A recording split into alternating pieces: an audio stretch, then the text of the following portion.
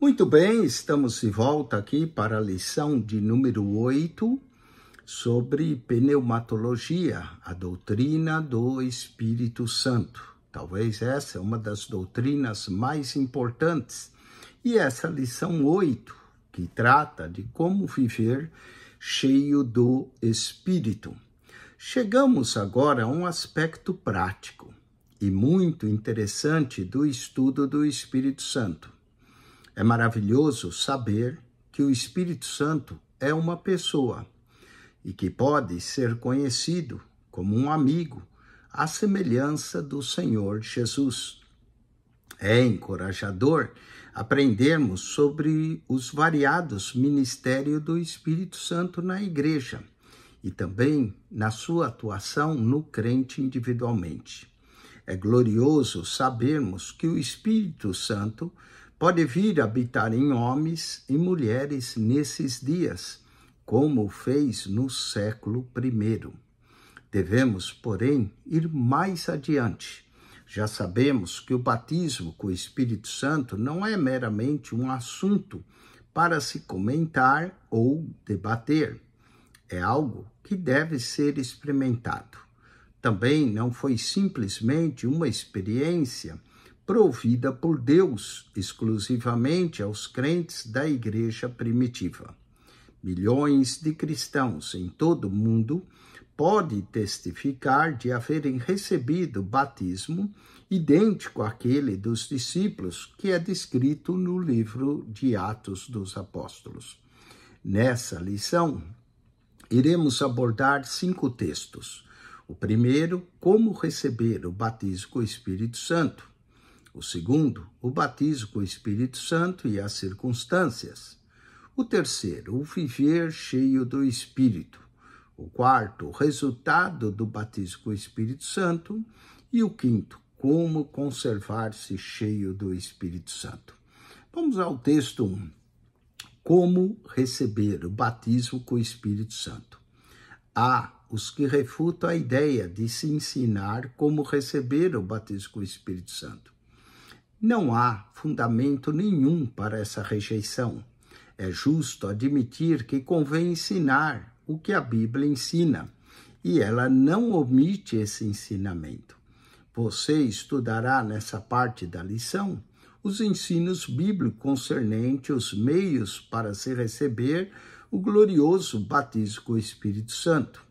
Vejamos os seguintes pontos. Primeiro, arrependimento. No dia de Pentecostes, Pedro pregava à multidão, que compungida perguntou: "Que faremos, irmãos?" Respondeu Pedro: "Arrependei-vos e cada um de vós seja batizado em nome de Jesus Cristo para a remissão dos vossos pecados e recebereis o dom do Espírito Santo." Atos 2, versos 37 e 38. Se esses passos são indispensáveis à salvação, obviamente o são também para o recebimento do batismo com o Espírito Santo. É preciso arrepender-se de todo o pecado, para que sejamos salvos e batizados com o Espírito Santo. Vamos ao segundo ponto, a fé através da pregação da palavra. A pregação da palavra que produz fé para o recebimento da salvação é também um meio de inspirar essa mesma fé para receber o batismo. Paulo desafiou os Gálatas: recebestes o Espírito pelas obras da lei ou pela pregação da fé? Gálatas 3, verso 2. Onde o batismo com o Espírito Santo não é pregado, nem ensinado, ninguém crê nele e ninguém o recebe. Mesmo nos meios pentecostais, se o ensino enfático do batismo com o Espírito Santo é negligenciado, desaparece o interesse ardente pela bênção. A fé certamente é um dos grandes fatores para um servo de Deus ser cheio do Espírito. Mas essa fé não é uma coisa indefinida. A verdadeira fé deve estar efetivamente baseada na palavra de Deus. Romanos 10, verso 14 a 17. Como invocarão se não ouvirem, não é? É preciso ouvir, e a fé vem pelo ouvir e ouvir a palavra de Deus. A fé quanto ao batismo pode ser, sim, incentivada, fortalecida pela leitura e meditação das promessas divinas. Deus pode tornar as suas promessas especialmente reais àquele que busca ser batizado com o Espírito Santo.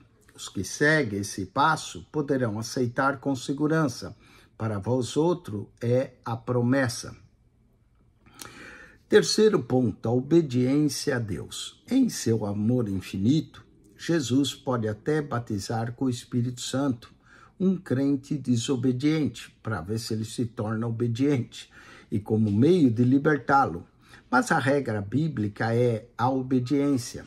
Pedro disse perante as autoridades: ora, nós somos testemunha desse fato, e bem assim o Espírito Santo, que Deus outorgou aos que lhe obedecem. Atos 5:32. Obediência é o meio prático para aumentar a confiança em Deus. O apóstolo João ensina: amados, se o coração não nos condena, temos confiança para com Deus, e qualquer coisa que lhe pedimos, dele recebemos. 1 João 3, verso 21 e 22. Perseverança em buscar é o quarto ponto. A maneira persistente e perseverante de pedir e buscar revela o empenho do crente por receber. Jesus destacou o valor da perseverança quando, em relação ao Espírito Santo, disse: pedi e dar-se-vos-á, buscai e achareis, batei e abrir-se-vos-á. Se vós que sois maus, sabeis dar boas dádivas aos vossos filhos, quanto mais o Pai Celestial dará o Espírito Santo àqueles que lhe pedirem. Portanto, é preciso pedir, buscar perseverantemente. A pessoa que deseja ser cheia do Espírito Santo admitirá facilmente a conveniência de ter um coração consagrado e obediente a Deus. A unção do Espírito Santo tem a finalidade de prover o crente o que é preciso para a execução de algum ministério espiritual. Portanto, é justo conservar o coração aberto e pronto a aceitar tudo o que Deus lhe diz pela sua palavra. Desta maneira, o tempo de espera pode ser um período de crescente deleite e de regozijo, de comunhão na vida do cristão que ora e busca a Deus. Vamos o louvar e glorificar a Deus. Louvar e glorificar a Deus tem sido uma importante ajuda aos que desejam receber o glorioso batismo com o Espírito Santo. Para muitos, isso tem sido a porta aberta para essa bendita dádiva. E você há de convir que o louvor é parte da fé, pois se uma pessoa crê que receberá o que pede a Deus, há de regozijar e sentir inspirado e louvá-lo. O louvor torna mais real a presença de Cristo como aquele que batiza com o Espírito Santo. Ele me glorificará, porque há de receber do que é meu. João, capítulo 16, verso 14. Esses ensinamentos bíblicos, aliados a uma entrega completa a Cristo, constituirão portas abertas para ele, o batizador. Faça o restante como lhe aprouver. Vamos aos exercícios. Assinale com X a alternativa correta. 8.1. A pergunta da multidão no dia de Pentecostes: que faremos, irmão? Pedro respondeu que deveriam arrepender, ser batizado em nome de Jesus e receberiam o dom do Espírito Santo. Todas as alternativas estão corretas. 8.2. Se vós que sois maus saber dar boas dádivas aos vossos filhos, quanto mais o Pai Celestial dará o Espírito Santo àqueles que lhe pedirem. Lucas 11, verso 13. Palavras de Jesus complementando o seu mandamento em Lucas 11, 9. Pedi e dar-se-vos-á, buscai e achareis, batei e abrir-se-vos-á. Todas estão corretas. Então, 8.1, todas corretas, 8.2, todas corretas. Texto 2, o batismo com o Espírito Santo e as circunstâncias. A primeira coisa a se ter em mente é que o batismo com o Espírito Santo é um dom precedente de Deus. Jesus é quem batiza com o Espírito Santo. Uma perfeita compreensão desse princípio básico preserva-nos dos métodos errados, empregado por alguns que buscam ser cheios do Espírito. Não depende do merecimento próprio. O batismo com o Espírito Santo não pode ser obtido por merecimento ou esforço próprio. Não pode ser dado por homens. Aqueles que o desejam e o buscam devem olhar com fé exclusivamente para Jesus, que é o autor e consumador da fé. Também não depende de métodos. Não há propriamente um método ou uma fórmula precisa para o crente ser batizado com o Espírito Santo. Tem mais importância o desejo ardente, a ânsia constante por receber esse dom de Deus a respeito do Espírito Santo que havia de receber os que nele crescem. Jesus convidou, se alguém tem sede, venha a mim e beba. É preciso ter sede. Não depende de postura, posição do corpo da pessoa e nada contribui para que seja cheia do Espírito Santo. Alguns o têm recebido enquanto prostrados ao solo, mas tal posição não é necessária para alguém receber o Espírito Santo. Alguns que recebem sonhando que estão falando em línguas e acordam falando em línguas. A Bíblia revela que no dia de Pentecostes os discípulos estavam sentados no cenáculo. Alguns o têm recebido enquanto oram ajoelhados, outros de pé. Não é a posição do corpo a coisa mais importante, mas sim a atitude do coração. Também não depende do local. O local tampouco é fator essencial para o recebimento do batismo com o Espírito Santo. Sabe, por exemplo, que muitos o têm recebido num culto, no altar de oração. Esse é sempre um lugar apropriado, mas não é determinante. Houve quem o recebesse num estábulo, enquanto tirava leite das vacas. Outros no campo, em atividades diversas. Se um crente está realmente faminto por ser cheio do Espírito Santo e busca a Deus constantemente, pode receber esse glorioso batismo em qualquer lugar. Não depende do horário, mas depende da maneira de buscar. O tempo também não é fator condicionante para o recebimento. Alguns o têm recebido cedo, outros pela manhã, com os discípulos no cenáculo, outros à tarde, à noite ou durante o dia. Uma senhora estava faminta por receber o batismo com o Espírito Santo. Uma noite sonhou que estava no cenáculo no dia de Pentecostes. Mesmo em sonho, pensou que esse era o momento ideal e o lugar apropriado para ser cheia do Espírito Santo. Ainda em sonho, levantou as mãos e começou a regozijar, agradecendo a Deus. Acordou falando em línguas pela primeira vez. O que busca o batismo com o Espírito Santo não deve esperar recebê-lo somente depois de decorrido muito tempo. Poderá ser cheio do Espírito a qualquer momento. Parece-nos que o tempo mais apropriado para receber o batismo e ser cheio é logo após a conversão. Esse pensamento tem apoio na palavra de Deus, em Atos 2:38, onde vemos que num mesmo texto se achava a conversão e o batismo com o Espírito Santo como sendo experiências contíguas. Contudo, algumas pessoas levaram anos para recebê-lo. Se esse é o seu caso, não desanime, continue a buscá-lo. Resumindo, o batismo com o Espírito Santo depende de ser buscado com um propósito. O propósito é receber. Pois o recebemos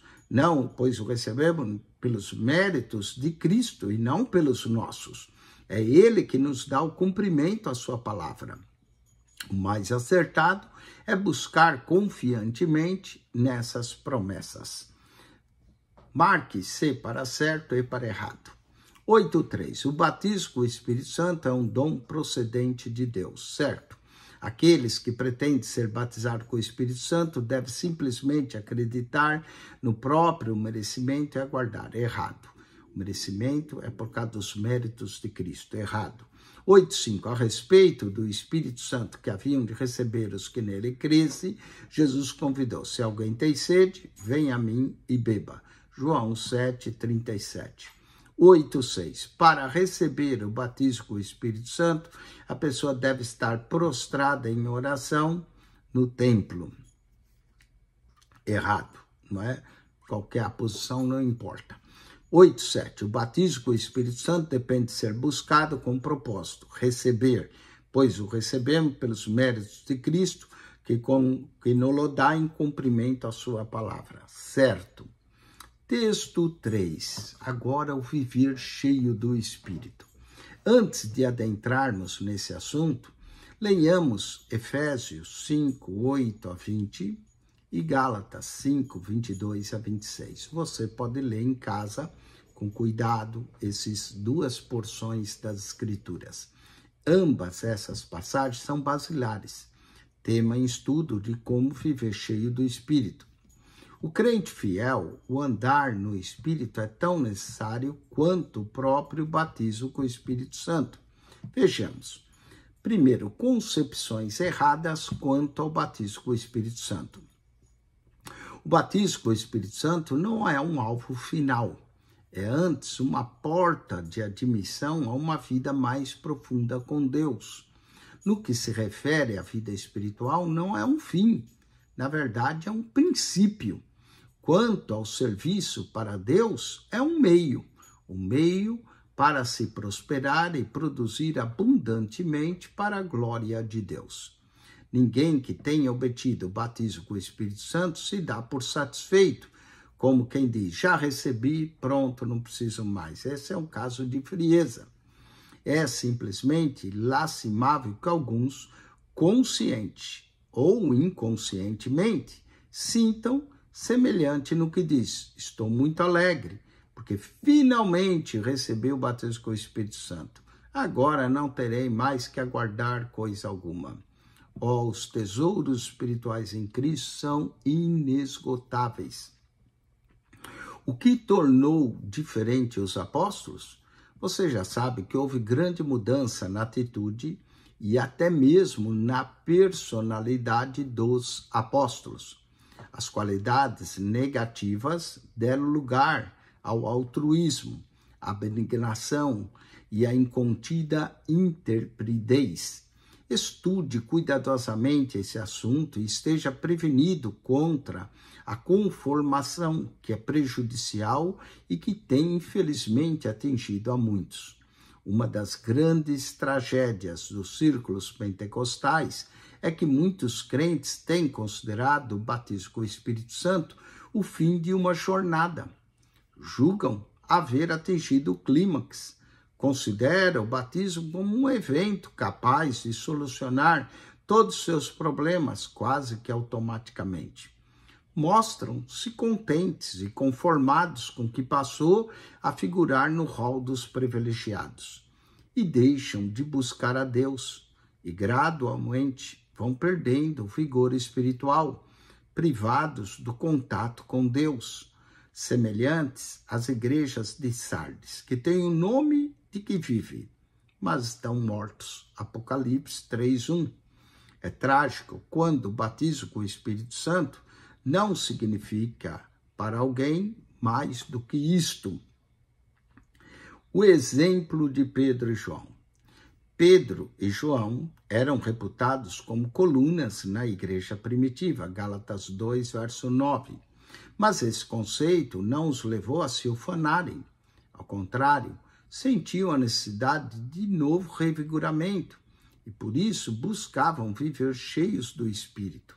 Atos 3:1, mesmo que vem depois de Atos 2, diz que Pedro e João subiam ao templo para a oração, a hora nona. Eles mantiveram uma vida de oração, de comunhão, mesmo depois de cheios. E por isso, depois de o coxo sentado à porta, chamada Formosa, ter sido curado, Pedro e João foram arguidos perante as autoridades. Pedro, cheio do Espírito Santo, fez sua defesa perante a corte dos sacerdotes, Atos 4:8. Então os apóstolos foram se juntar aos seus companheiros de fé. Haviam sido proibidos de pregar em nome de Jesus. Obedecer a tal ordem seria impraticável em face do ide de Jesus. Mas não basta aos apóstolos a própria disposição. Precisavam adicionar a força do Espírito e, como condição indispensável para vencer o teste, é que foram submetidos e oraram. Senhor, vê as suas ameaças, e foram cheios de novo. Reuniram-se em oração e, tendo eles orado, tremeu o lugar onde estavam reunidos e todos ficaram cheios do Espírito Santo. Atos 4:31. Haviam sido cheios no dia de Pentecostes, mas agora foram outras vezes cheios do Espírito. Diante desse exemplo, assim é justo admitirmos que, embora tenhamos sido cheios do Espírito quando fomos batizados, nele precisamos de constante reenchimento para mantermos esse poder e a unção necessária durante todos os dias de nossa peregrinação nesta vida. Efésios 5:18 diz: admoestamo-nos, enchei-vos do Espírito. No original, literalmente se lê: esteja de contínuo sendo cheio do Espírito. Vamos à coluna A com a B. O batismo com o Espírito Santo é um meio de prosperar e produzir abundantemente para... Aqui a condição é a glória de Deus. Letra D, a glória de Deus. O batismo com o Espírito Santo tornou os apóstolos altruístas. Pedro e João. Letra B, Pedro e João.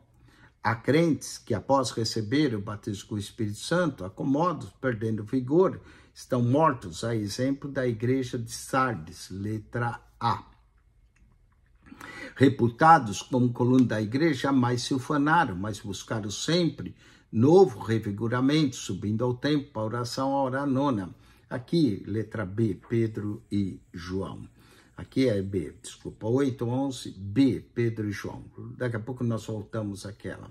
8:12, a razão de Pedro e João serem erguidos pelas autoridades, segundo Atos 4, foi a cura de um coxo junto à porta do templo chamada Formosa, letra C.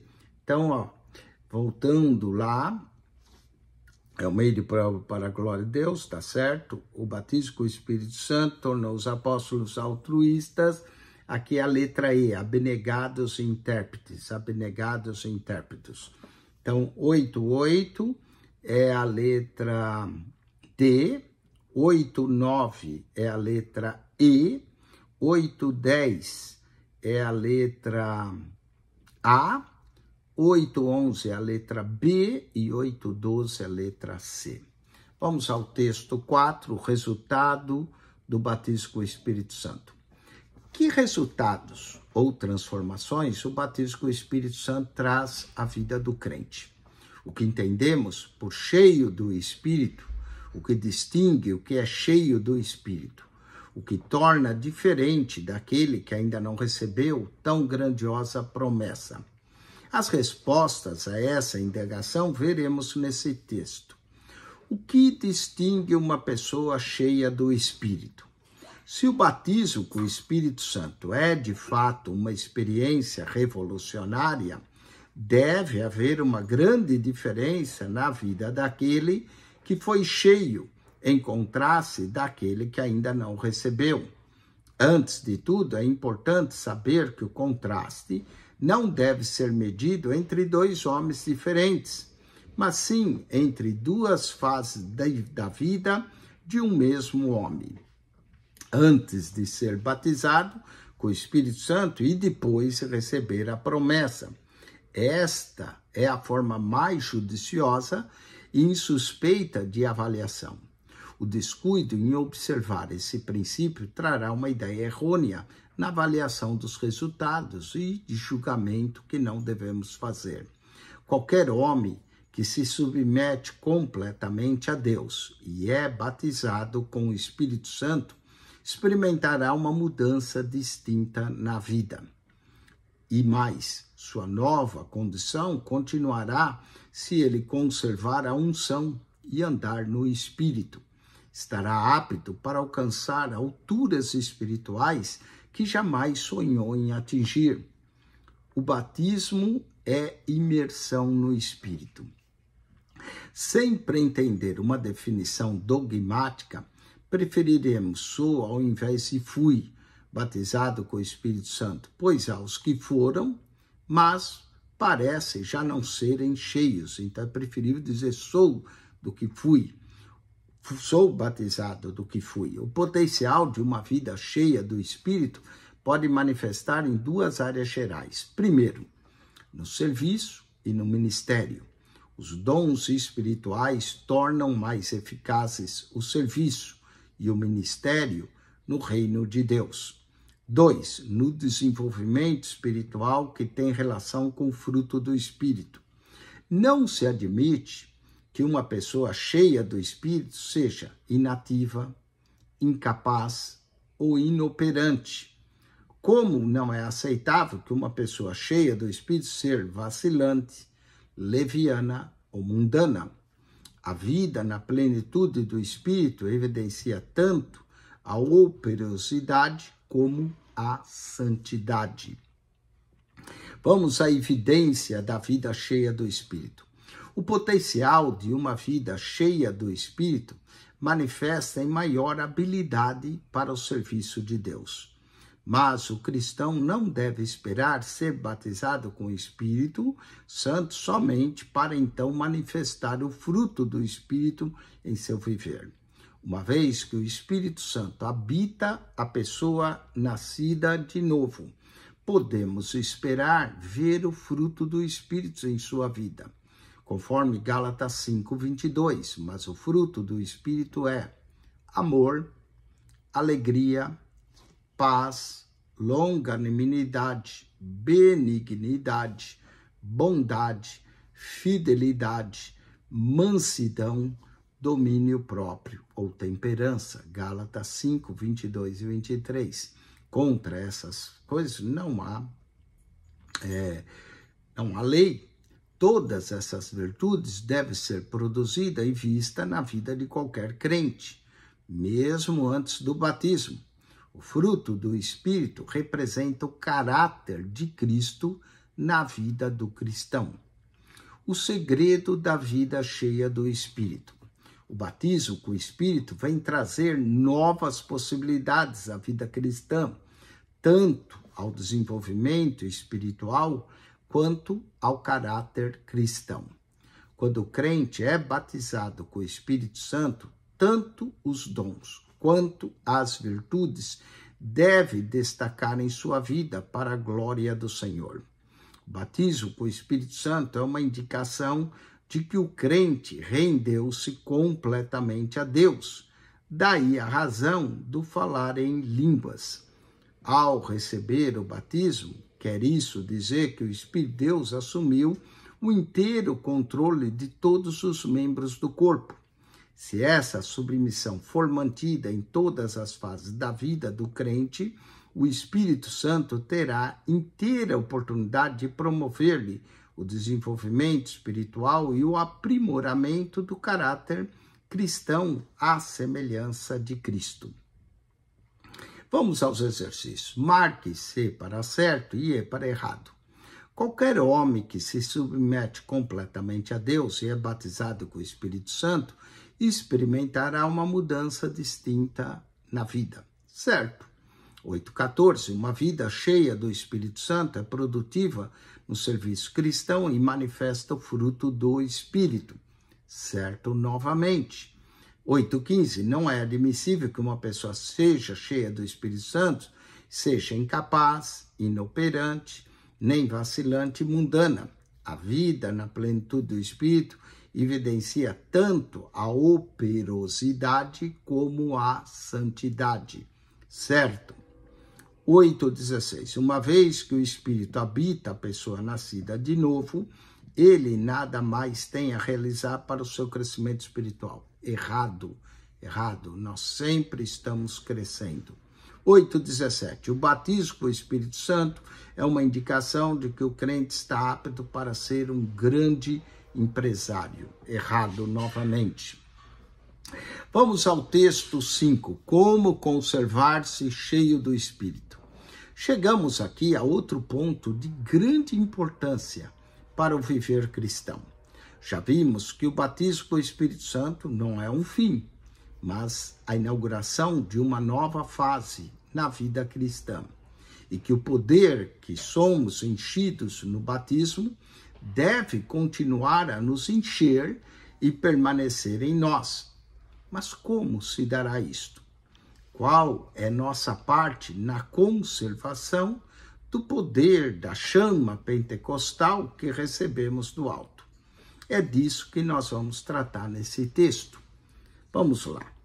Primeiro, uma vida de oração. A vida espiritual é semelhante a navegar contra as forças da maré ou as correntezas de um rio. Se deixarmos de remar, o barco será levado ao rumo oposto. As diferentes atividades, as diversas circunstâncias em que vivemos são o suficiente para o desgaste gradual do dia a dia. Isto, posto a vida cheia do Espírito, é mantida mediante a mesma prática que nos levou a ser cheios da primeira vez. Os que receberam o batismo com o Espírito Santo sabem que foram cheios quando se dispuseram a buscar a Deus de todo o coração e a Ele se entregaram sem reservas. A vida de oração é a constante submissão a Deus e à sua vontade, e é sempre e será o mais acertado para conservarmos em nós o poder do Espírito Santo e as abundantes bênçãos em nosso ministério. Lembremos disso. Vida dedicada de oração.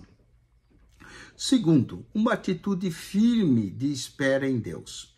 A atitude de esperar em Deus resultou em sermos cheios do Espírito, e será sempre esse fator que nos conservará no lugar da bênção, onde a nossa vida espiritual será alimentada para sempre permanecer vigorosa.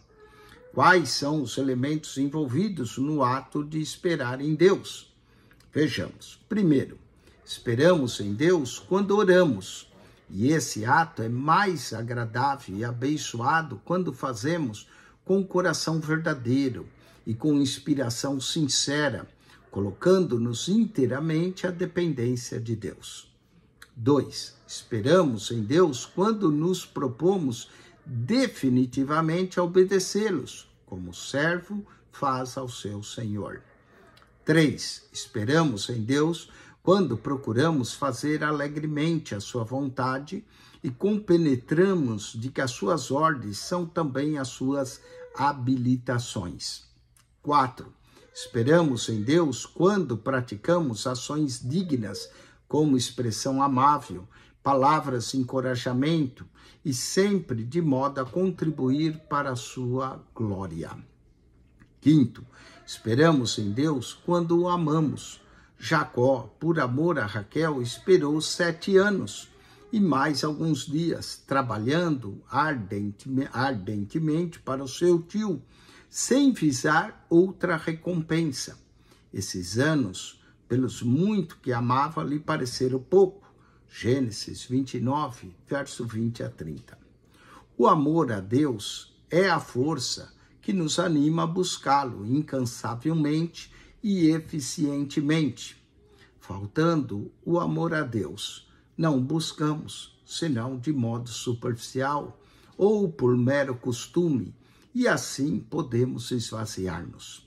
Em resumo, esses pontos são requisitos que devem ser observados por aqueles que buscam o batismo com o Espírito Santo, e são também o meio certo para o crente permanecer cheio do Espírito. Uma vida de adoração. Uma vida de adoração é também fator preponderante para a conservação do poder do Espírito Santo em nossas vidas. Para recebermos o batismo, temos de nos aproximar de Deus em amor e adoração.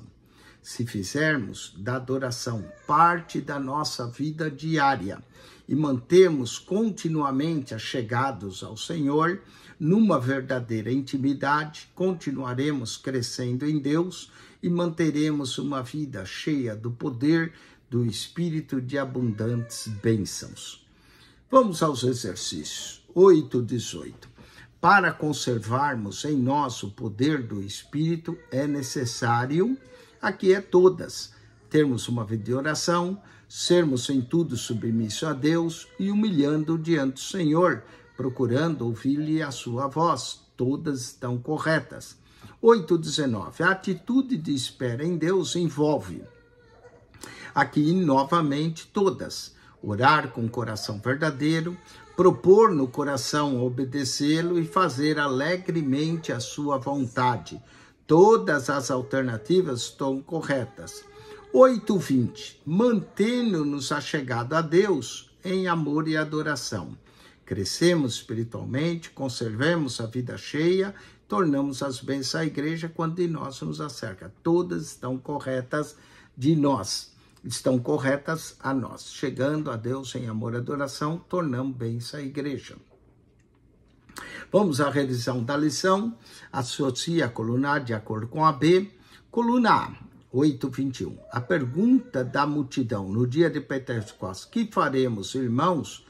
Pedro respondeu: arrependei-vos. 8:22. O batismo com o Espírito Santo jamais será obtido, letra A, por merecimento próprio.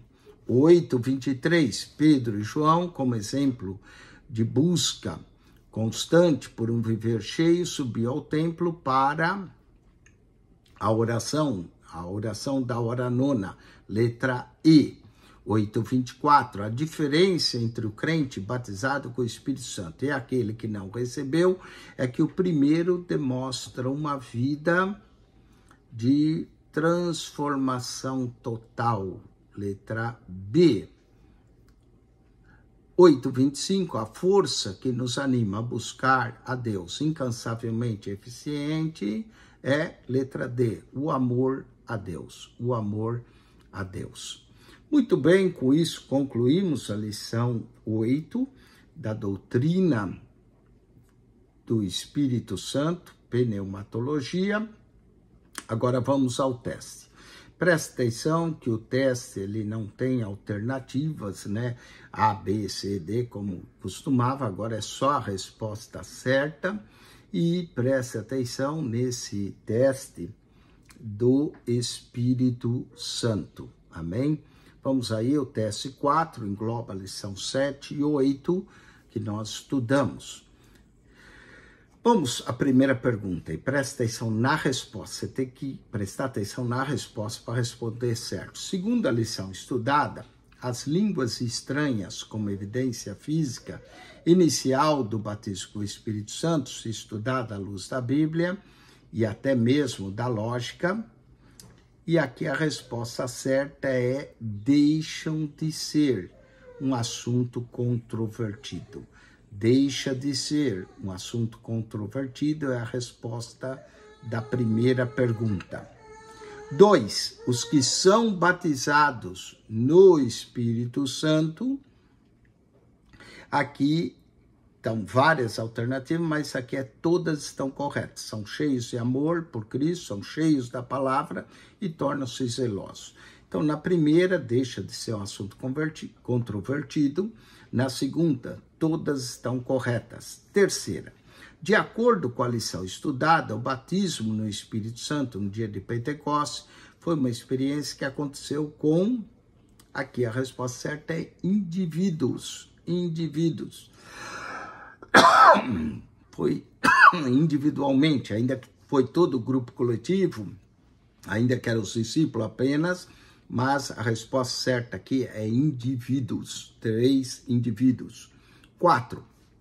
O livro de Atos registra que depois do dia de Pentecostes, o batismo com o Espírito Santo ocorreu todas na casa de Cornélio, em Samaria, em Éfeso. Todas estão corretas. Agora, da 5 em diante, é para você pôr certo ou errado. Então, presta atenção. 5. Conforme a narração de Atos 19, os crentes de Éfeso foram batizados com o Espírito Santo e falaram línguas estranhas. Aconteceu isso? Certo. Põe certo. 5. 6. Falar em línguas é sempre resultado direto do enchimento do Espírito, não estando as línguas sujeitas a restrições. Certo. Então, a 5 é certa, a 6 é certa. 7. O propósito das línguas estranhas como dom é estritamente a edificação coletiva da igreja. Errado. É edificação pessoal. Errado. A 7, errado. Só é edificação da igreja se houver intérprete. Então, 7, errado. 8. Uma das normas bíblicas para o dom de línguas é que esse deve ser seguido de interpretação. Certo. Certo. 9. A experiência de milhares de servos de Deus durante o século em todo o mundo é que as línguas estranhas manifestam sempre no transbordar profundo de alegria espiritual. Certo. 9. Certo. 10. O falar em línguas estranhas é o dom do Espírito que habilita o crente para falar a Deus, edificando a si mesmo, a igreja, quando houver interpretação, e por conseguinte os ouvintes. Certo. Então a 9 está certa, a 10 está certa. Vamos a 11. De acordo com a lição estudada, não pode haver língua estranha sem o devido enchimento do Espírito Santo. Certo novamente. 12. A causa de ausência de línguas é o cultivo insuficiente da vida espiritual. Certo. Essa é a causa da frieza. Certo. 13. Em 1 Coríntios, capítulo 14, 4, o apóstolo nos adverte de que o que fala em outra língua, assim mesmo se edifica, como um meio divino para edificação própria. Certo. Então, olha só, a 9 é certo, a 10 é certo, a 11 é certa, a 12 é certa, a 13 é certa. Vamos a 14.